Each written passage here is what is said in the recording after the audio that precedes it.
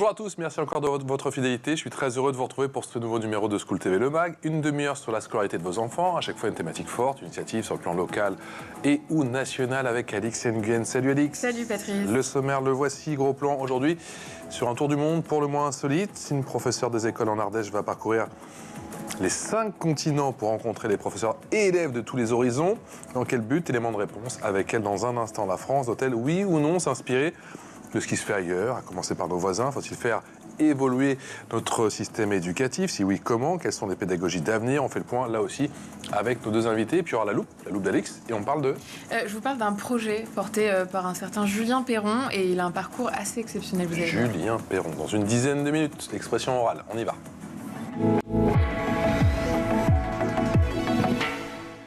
L'expression orale, c'est avec Lorraine Prigent. Coucou Lorraine, je me permets, on se connaît un petit peu maintenant, qui est une régulière dans nos émissions. Bonjour Lorraine, comment ça va via Skype? Bonjour Patrice, ça va très bien. Chez nous, tout va très bien. Merci beaucoup de m'inviter. Ce large sourire, directrice éducation chez Kayombe. On rappelle ce qu'est Kayombe?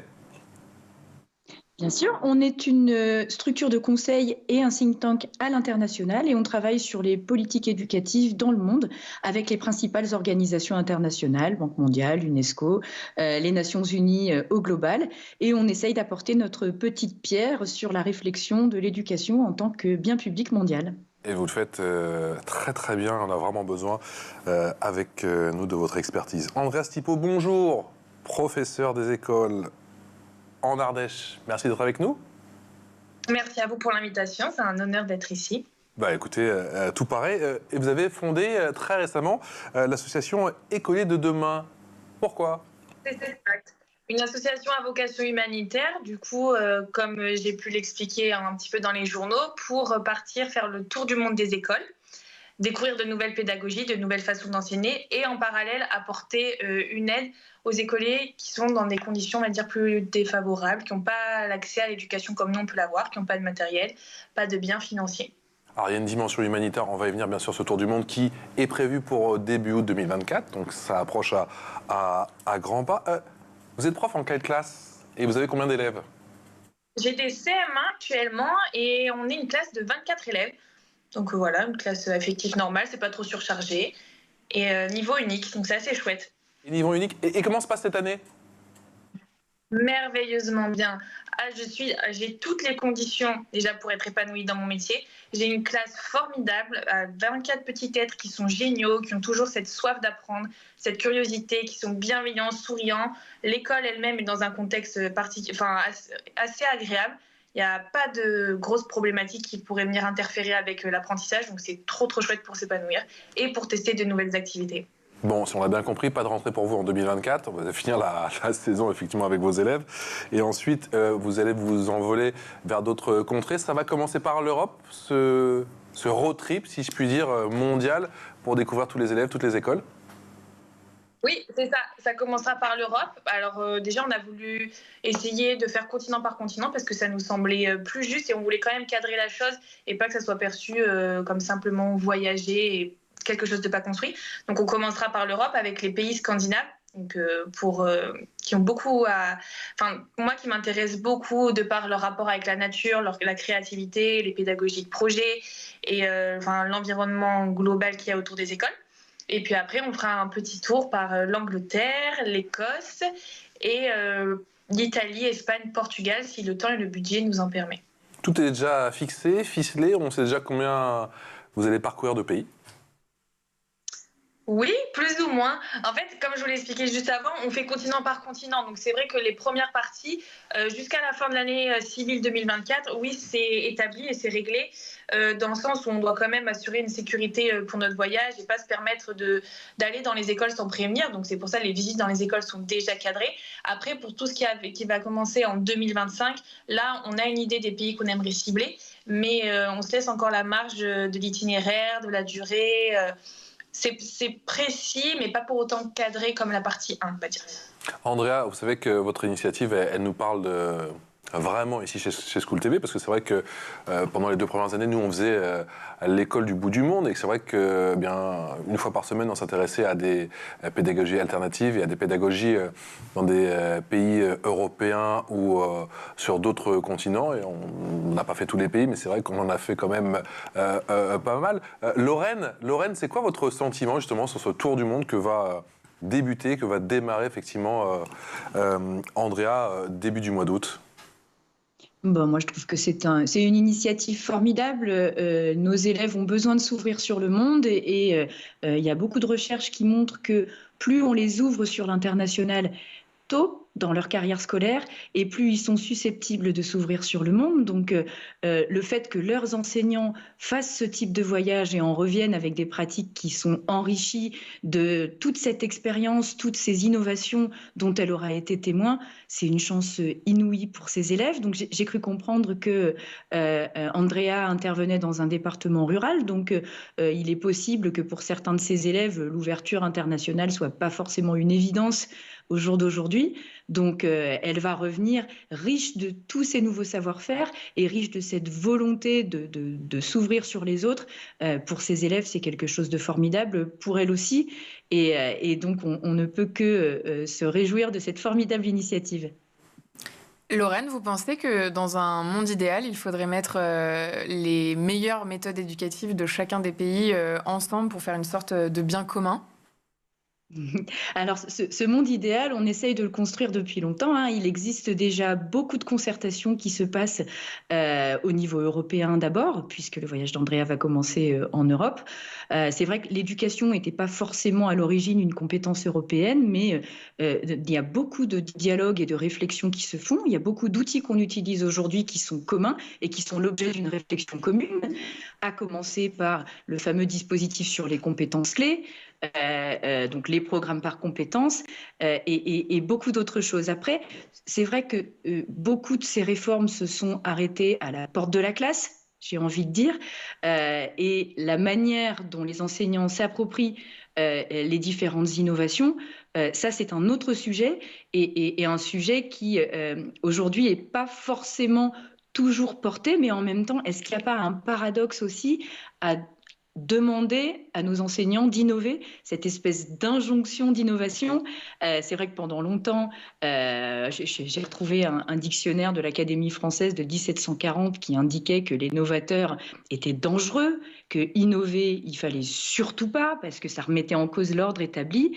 Et depuis les années 60, à l'inverse, dans notre pays comme dans beaucoup d'autres, on enjoint nos enseignants à innover. Mais du coup, il y a un paradoxe à cette obligation d'innover. Et moi, je fais partie de ceux qui pensent que c'est évidemment depuis la base, depuis le corps enseignant lui-même, que cet élan d'innovation peut venir et qu'il y a beaucoup de possibilités et de promesses dans le fait que les enseignants innovent par eux-mêmes et communiquent entre eux. Mais oui, aujourd'hui, les savoirs sur l'innovation en éducation, ils circulent beaucoup plus qu'avant et il y a 1000 manières d'innover et de connaître les innovations qui existent dans le monde. Andrea, pour vous, Andrea Stipo, effectivement, innover, ça fait partie intégrante du métier d'enseignant, de professeur ? Alors, innover, certainement que ça en fait partie. Pour moi, j'irais plus loin, je dirais que découvrir et s'intéresser à ce qui se fait autour de nous. Je pense qu'on ne peut pas calquer, on va dire, une pédagogie ou des modèles pédagogiques à chaque élève, à chaque classe qu'on va rencontrer. Alors bien sûr, je parle de mon œil de jeune maîtresse, j'ai pas du tout découvert et il me reste beaucoup encore à apprendre. Alors je n'utiliserai peut-être pas le terme innover étant donné de mon jeune âge, mais avoir cette soif d'apprendre et de découvrir et de s'intéresser à ce qui se fait ailleurs et pas avoir le sentiment que ce qu'on fait est toujours juste et toujours et fonctionnera en permanence, mais aussi pouvoir s'inspirer des autres et s'enrichir et s'aider mutuellement. Pour moi, ça fait partie intégrante du métier et voilà, créer cette dynamique, s'entraider, échanger participera à l'élévation, notre élévation de nous en tant qu'enseignants, mais aussi à l'élévation des élèves au sein d'une classe. Par où on commence ? Comment on se prépare ? On a fait aussi des émissions avec Alix sur les tours du monde classiques, mais comment on prépare un tour du monde des écoles ? Très bonne question. Alors déjà, il faut savoir que l'idée a déjà été... Il y a beaucoup de professeurs qui sont partis justement en quête d'exploration dans d'autres écoles. donc de manière individuelle, pas en ayant créé une association auparavant. Donc il y a des écoles, on va dire, il y a des pays où c'est plus facile d'y accéder parce qu'il y a vraiment cette volonté de partager, d'autres qui sont un peu plus fermés. Alors nous, en se ciblant continent par continent, ce qu'on a préparé en amont, on a énormément lu sur le sujet, sur les écoles par exemple finlandaises, suédoises ou norvégiennes, on a beaucoup lu, enfin j'ai beaucoup lu sur comment est-ce qu'elles fonctionnaient, quel était le système par exemple, combien de jours d'école, d'heures de vacances, etc., pour vraiment s'imprégner de la culture et après nous faire un choix sur les écoles qui nous intéressaient le plus profondément. Parce que c'est vrai qu'il y a des écoles qui répondent à des attentes que nous on a envie de découvrir, comme par exemple les écoles en plein air, les écoles où les élèves peuvent façonner leur projet d'apprentissage de A à Z en mettant au sein de leur activité la peinture, la photo, la sculpture.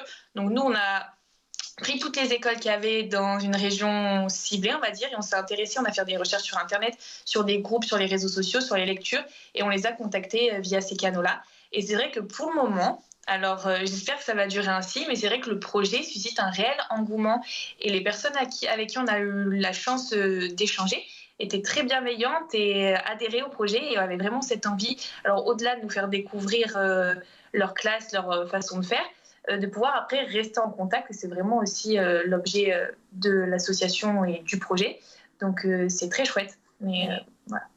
Lorraine, on a le sentiment aujourd'hui que le gouvernement essaie justement de s'inspirer. On a entendu Gabriel Attal quand il n'était pas encore Premier ministre, qui était ministre de l'Éducation, qui a parlé bien sûr de ses voyages dans les pays nordiques et notamment au Danemark. On a quand même l'impression que la France a pris conscience qu'elle doit évoluer sur certains plans concernant les modèles éducatifs. Donc il y a des modèles intéressants un petit peu partout, à commencer par les pays nordiques. Effectivement, Andrea va aussi aller s'intéresser à différents modèles anglo-saxons. Il y a des choses intéressantes dans chaque modèle, mais est-ce que la France a cette capacité de s'inspirer, de s'adapter, ou est-ce que c'est encore difficile ? Alors moi, je dirais qu'il y a deux niveaux de réponse dans votre question. Est-ce que nos enseignants ont la capacité de s'adapter ? La réponse est oui, et très clairement oui. Après, nos enseignants, ils sont plus d'1 million, et donc c'est un petit peu difficile de parler de chacun dans une émission comme celle-ci, et même d'avoir une connaissance fine de la capacité d'innovation de chacun. Ce qu'il y a de certain, c'est que tous ces modèles dont on parle beaucoup, l'empathie, les pays nordiques, l'école dans la nature, ce sont des modèles que des réseaux ont repris en France dans des écoles hors contrat parfois, mais aussi dans des écoles publiques, et des enseignants qui essayent de s'inspirer de ce qu'ils ont vu ailleurs et qui font des choses formidables. Il y en a énormément chez nous.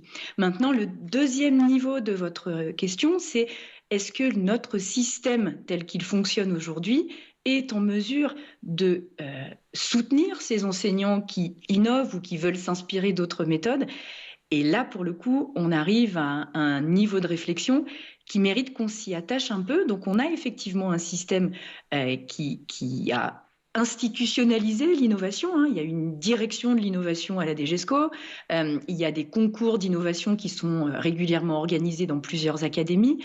Il y a une volonté de travailler sur tout ce qui est le décloisonnement des espaces, le décloisonnement en général, donc l'école dans la nature. Ça peut faire partie de projets d'école dans des écoles publiques, mais on a encore aujourd'hui un système qui est un peu vécu comme un carcan et qui reste assez normatif dans sa manière d'accompagner les enseignants, avec donc parfois des petits décalages entre la volonté d'un certain nombre d'enseignants individuels ou en équipe dans des écoles de porter des innovations et la capacité du système à apprécier l'importance et l'effet de cette innovation autrement qu'à travers son prisme administratif.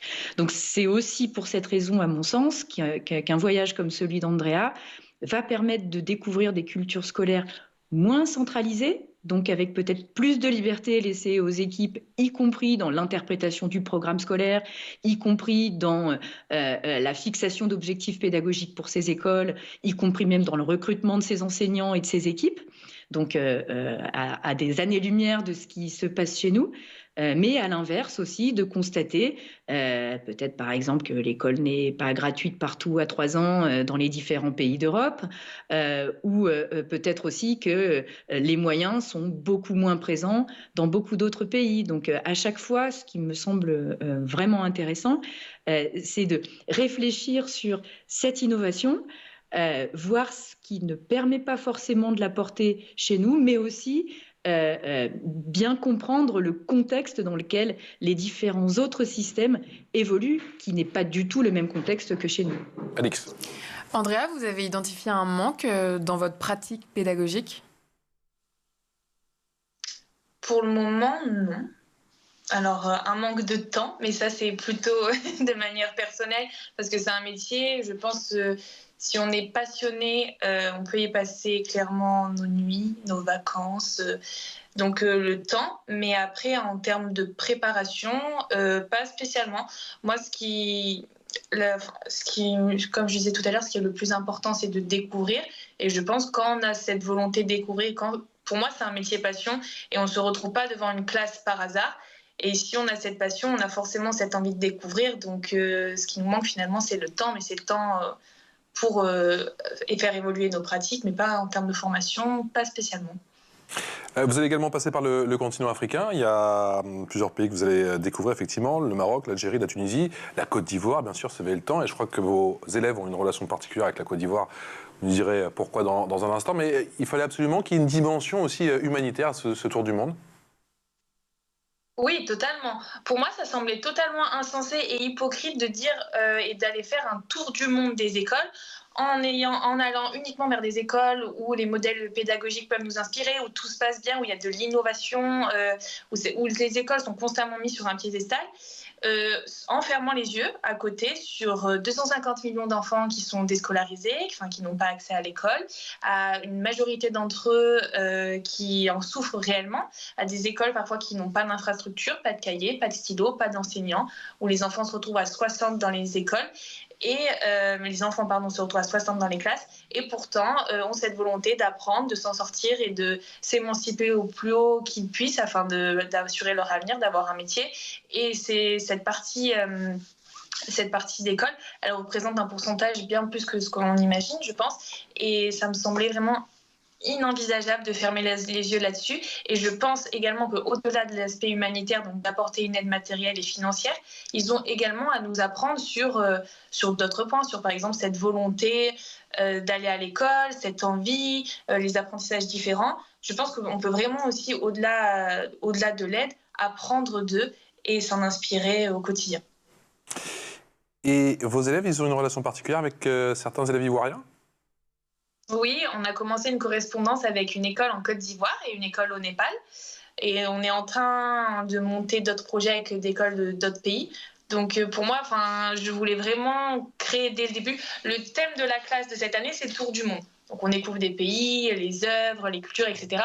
Et je voulais vraiment commencer cette correspondance avant de partir pour montrer à mes élèves plein de choses, pour travailler sur la diversité culturelle, l'empathie sociale, rendre l'apprentissage d'une langue ludique et leur permettre de se rendre compte qu'on n'est pas tous pareils. On n'a pas tous la même façon de communiquer. Par exemple, l'alphabet peut être différent, les langues sont différentes, même nos recettes de cuisine, nos quotidiens diffèrent d'un pays à une autre. Et à cet âge-là, ils ont vraiment cette volonté, ils n'ont aucun jugement, si vous voulez. Il n'y a pas une réticence face à l'autre. Ils ne vont pas juger ou ils vont être dans l'acceptation, dans la tolérance et leur permettre d'être en contact avec des enfants de leur âge. Ça leur ouvre l'esprit d'une manière agréable et eux, ça leur apporte énormément dans leur Lorraine, on a fait effectivement cette semaine en France, Lorraine dédiée à la lutte contre le racisme et l'antisémitisme. On a beaucoup parlé effectivement de cet enseignement, de cette sensibilisation à l'école et on se dit que plus on commence tôt, mieux c'est pas moi qui le dis, ce sont les études qui le disent justement. La démarche justement de notre invité avec ce tour du monde montre aussi qu'il faut les ouvrir le plus tôt possible au monde, tous ces jeunes, notre jeunesse. Bah oui, bien sûr. Et c'est la clé aussi d'une plus grande tolérance et d'une plus grande compréhension des différences. On parlait tout à l'heure des moyens. C'est vrai que j'imagine que les élèves d'Andrea, quand ils s'aperçoivent que certains de leurs petits collègues africains du même âge doivent reconstruire leur école en début d'année tous les ans et perdent des semaines de classe à cause de ce phénomène de reconstruction de la paillote qui leur sert d'école, ça doit apporter une manière de réfléchir un peu autrement sur le nombre d'ordinateurs et la qualité du bâtiment scolaire dans lesquels ils évoluent. Et la circulation de la compréhension et des innovations fait aussi partie de ce qui peut créer du lien. Andrea va aller au Maroc, peut-être c'est ce qu'elle indiquait tout à l'heure. Les Marocains récemment ont testé dans leur système éducatif une innovation qui vient d'Inde et qui a été développée par une ONG qui s'appelle Pratham et qui a travaillé sur la scolarisation des élèves qui ont différents niveaux, puisque dans beaucoup de pays du continent africain, les élèves arrivent avec quelques années de retard, donc ils sont nombreux à être plus âgés que le voudrait leur niveau scolaire, pour tout un tas de raisons sur lesquelles on n'a pas le temps de revenir. Mais en tout cas, donc, ces modèles et cette innovation qui est actuellement testée au Maroc, et le ministère de l'Éducation marocain communique beaucoup dessus, a pour objet d'essayer de ramener l'apprentissage des fondamentaux en cohérence avec le niveau réel des enfants et pas forcément leur âge. Et ce type d'innovation, très clairement, appelle à réfléchir sur la forme scolaire, appelle à réfléchir autrement. Donc je pense qu'effectivement, au-delà de l'ouverture sur le monde pour les jeunes, travailler aussi sur la manière d'adapter des objectifs d'apprentissage et des innovations qui ont porté leurs fruits ailleurs, c'est quelque chose qui est propre au monde d'aujourd'hui où l'information circule plus et où les travaux d'analyse des politiques éducatives sont beaucoup plus avancés et donc permettent de travailler sur l'adaptabilité de certains modèles à des contextes qui sont extrêmement différents. Mesdames, vous restez avec nous, bien évidemment. On continue à parler d'innovation avec la loupe d'Alix. Alix, tu nous parles aujourd'hui du projet Innovation et Éducation. Exactement. Et il y a beaucoup à dire puisque c'est tout un écosystème créé par Julien Perron en 2014. Son engagement découle d'une relation particulière avec le système éducatif. Enfant, il est dyslexique et dysorthographique. La dysorthographie, c'est la difficulté à transcrire des mots qui se prononcent de la même façon mais qui s'écrivent différemment. Très vite, il est confronté à un manque de prise en charge adaptée, dû notamment à l'époque. Cette expérience ébranle sa confiance en lui. Et puis, à l'âge de 12 ans, son frère lui suggère de se mettre au kung-fu, une discipline dans laquelle il excelle à tel point qu'il devient champion de France de sa catégorie en 1999. Ça aura été pour lui une sorte d'école parallèle. Et puis, ses voyages et son épreuve de vie, marquée par 6 mois de sans-abrisme à Paris en 2003, forgent son caractère. Il s'en sort, mais n'a aucun diplôme, ce qui ne l'empêche pas, après plusieurs expériences professionnelles, de créer Innovation en éducation. Ce projet comprend un magazine, un podcast, un congrès et une académie de formation. L'objectif est d'accompagner parents, professionnels de l'éducation et enfants. Et parmi les éditions de ce magazine, l'une est consacrée au tour du monde des meilleures idées éducatives. Cela fait maintenant 10 ans que nous mettons beaucoup d'énergie autour de l'éducation avec Innovation en éducation. Et donc on a fait un magazine, le magazine numéro 9, précisément dédié aux pédagogies à travers le monde, parce qu'elles sont vraiment très inspirantes. Bien évidemment, c'est très difficile de faire un copier-coller de tout ce qui se fait à l'étranger, mais par contre, c'est très inspirant. On cite très souvent les pays du Nord, comme le Canada, la Suède, la Norvège, la Finlande, parce qu'effectivement, elles ont probablement compris, bien avant nous, d'intégrer le plus rapidement possible le savoir-être et la connaissance de soi. Donc à travers le magazine numéro 9 du magazine Innovation en éducation, sur 80 pages, on traite justement de tout ce qui se fait à l'étranger, dont notamment les pays du Nord, qui ont un petit train peut-être d'avance sur nous. Et le point commun de tous les projets que porte Julien, c'est de prévenir la reproduction de ce qu'il appelle des erreurs éducatives du passé via une approche d'éducation positive. Andrea, vous pratiquez l'éducation positive ? Alors, sans mettre une étiquette sur l'éducation positive, je pense que oui, dans la classe, la bienveillance, l'empathie et le fait de prendre soin les uns des autres, dans les deux sens, autant moi prendre soin de mes élèves que les élèves prendre soin d'eux entre eux, est évidemment en tête d'affiche. Et pour moi, c'est la base de l'éducation bienveillante dans une classe. Enfin, c'est ce qui fait que les élèves vont être bien entre eux et aussi avec eux-mêmes. Est-ce que vous avez donné des cours à l'étranger? Et est-ce que c'est déjà prévu? Pendant ce tour du monde? Oui. Alors oui, on me l'a proposé pour se rendre compte réellement de ce que c'était que prendre une classe dans un autre pays. On m'a proposé, oui, d'assister des petits ateliers de français, de peinture, de ce qui se fera au moment même. Oui, c'est une initiative qu'on m'a gentiment proposée, à laquelle je pense que je prendrai part, évidemment, puisque l'observation, c'est chouette, mais pouvoir manipuler et échanger avec les élèves sur un temps d'apprentissage, c'est d'autant plus important. Vous avez échangé avec des élèves, avec des directeurs et des directrices, avec des professeurs, des ATSEM aussi? Oui, bien évidemment. En fait, l'idée, c'est vraiment d'échanger avec tous les acteurs éducatifs. Et pour moi, les acteurs éducatifs ne se limitent pas seulement qu'aux personnes qui ont les diplômes de professeurs, d'ATSEM ou de directeurs, mais d'une part les enfants, mais aussi les parents, par exemple, ou toutes les personnes qui peuvent accompagner les enfants de près ou de loin, que ce soit des professionnels de santé, simplement, par exemple, des nourrices, des grands frères, des grandes sœurs, parce que finalement, de près ou de loin, on est tous concernés par l'école et on participe tous de notre façon à la scolarité de notre frère, de notre sœur, de notre fils ou de notre fille. Et pour moi, c'est très important d'avoir le point de vue de chacun. On pourra vous suivre comment? Les réseaux sociaux? Sur les réseaux sociaux, on a créé une page Écoliers de demain sur Instagram, Facebook et l'OASO. Et on va poster toutes nos aventures en temps et en heure. Et on est en train de créer également un site internet. Donc, au-delà de simplement partager nos aventures, on y partagera aussi toutes les découvertes. L'objectif, c'est pas de garder ces découvertes pour nous, pour moi-même, mais c'est vraiment pour aller partager avec toutes les personnes qui souhaiteraient s'en inspirer ou s'y intéresser de près ou de loin.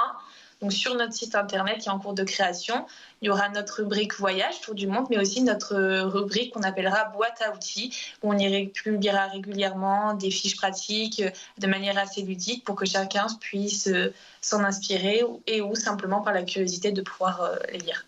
Lorraine, vous aussi, vous avez fait... Alors, je sais qu'André n'est pas encore parti et le retour à la vie normale, je ne sais pas si on va l'évoquer, ce sera dans un an. Je pense qu'on vous réinvitera après, effectivement, cette expérience qui s'annonce exceptionnelle. Lorraine, vous qui connaissez aussi bon nombre de pays, il y a un pays qui vous a marqué plus qu'un autre, justement, concernant l'éducation et l'urgence éducative? Un pays que l'autre, peut-être je ferai allusion à ma situation personnelle en zone rurale dans le Finistère. Et peut-être une des expériences qui m'a beaucoup marquée à propos justement de modèles scolaires et de manière de concevoir l'éducation a peut-être été un travail de longue haleine que nous avons fait avec des enseignants, des directeurs d'école et des cadres du système éducatif tunisien. Et en particulier, un travail que nous avions réalisé autour de la question des classes multiniveaux. J'ai été amenée à beaucoup réfléchir sur cette expérience parce que on était sur un modèle, Andreas Tipo en parlait tout à l'heure, qui pose question pour certains enseignants. Le multiniveau, c'est parfois considéré comme plus compliqué. Après, dans des zones rurales, c'est aussi la seule solution possible pour scolariser tout le monde. Et je me souviens justement de toutes ces réflexions autour du qu'est-ce qu'on fait pour scolariser les zones un peu désertiques, un peu très rurales, où il y a 3-4 élèves, quand on considère que le modèle des classes multiniveaux n'est pas un modèle qu'on peut retenir comme étant une bonne solution d'enseignement. Et j'ai le souvenir de me dire que malheureusement, un système était en train de se couper d'une partie extrêmement importante et d'une solution extrêmement importante de scolarisation des enfants et de scolarisation de qualité et à un coût correct en zone rurale à cause d'une vision extrêmement tuniso-centrée qui ignorait ce que l'ensemble des pays du monde avaient trouvé comme solution pour scolariser les enfants en zone rurale.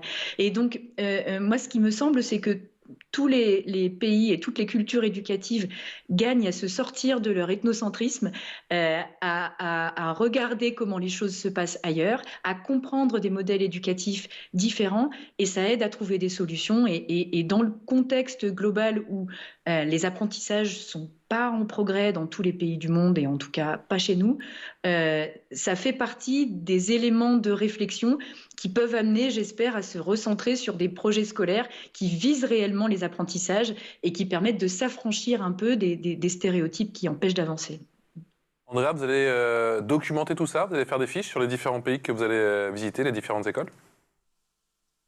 Oui, tout à fait, documenter de par l'écrit pour les personnes qui sont plus à l'aise à l'écrit, mais aussi par la vidéo. On aimerait vraiment faire des petits épisodes pays par pays avec un format d'interview assez régulier pour poser les mêmes types de questions aux mêmes acteurs éducatifs et à la fin avoir des statistiques et pouvoir avoir un retour global sur tous les pays qu'on aura visités. Et on aimerait aussi documentariser ce projet d'une manière plus longue, peut-être au travers d'un petit documentaire d'une durée d'1 heure, d'1 h 30. Mais ce qui est sûr, c'est qu'on en gardera plein de souvenirs pour pouvoir les partager avec tout le monde. Tenez-nous au courant surtout, et encore bravo pour ce beau périple effectivement qui s'annonce à partir du mois d'août 2024. Un grand merci à vous, Andrea Stipo, professeur des écoles en Ardèche. On embrasse les Ardéchois et les Ardéchoises. Et vous êtes fondatrice de l'association Écoliers de demain, et Lorraine Préjean qui est directrice éducation chez Kayombe. Un grand merci à toutes les deux, et un grand merci bien évidemment à Alix d'avoir été avec nous aujourd'hui pour ce nouveau numéro de School TV Le Mag. Je vous souhaite une excellente journée en notre compagnie.